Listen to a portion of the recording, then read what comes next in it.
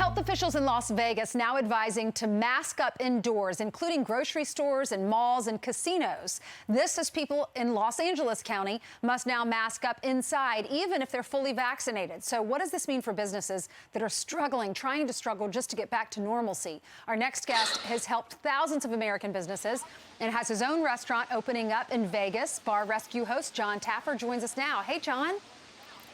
Hi, Ainsley. Good to see you. Good to see you, too. How do you feel about this? This affects you and so many of your friends.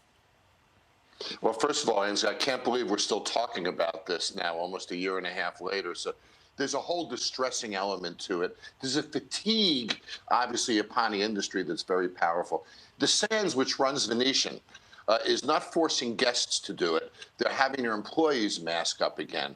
But you know what's interesting, Ainsley, is I was at Mount Rushmore last week on vacation.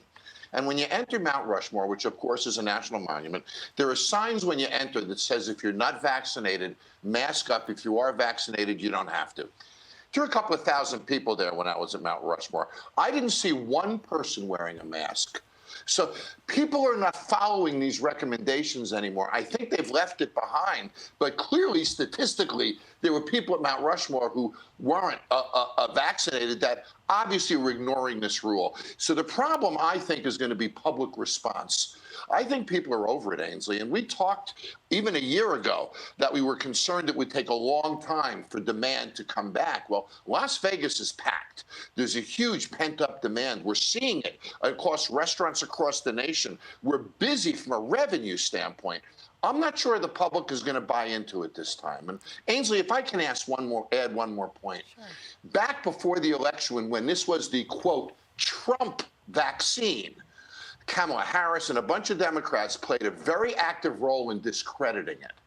Now that it's the Biden vaccine, they're weighing and they're absorbing the results of what they did when they discredited it early on. My point is this. If we didn't discredit this process from the beginning, the public would probably be far more accepting about it. We've got a problem. America's not running to get vaccinated, and it should.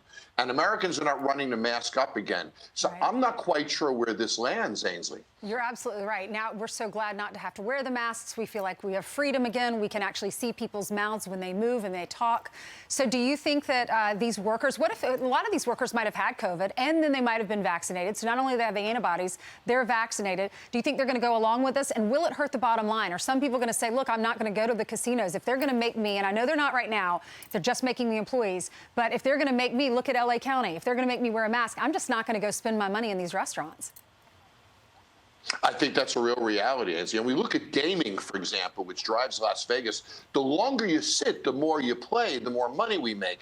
You're not going to sit as long when you're uncomfortable wearing a mask. Mm-hmm. So it has a profound impact on gaming. It has a profound impact on bars where people stay for longer periods of time. And I agree with you completely. I think the public is over this, and they're having a hard time looking back at this point. Yeah, I know.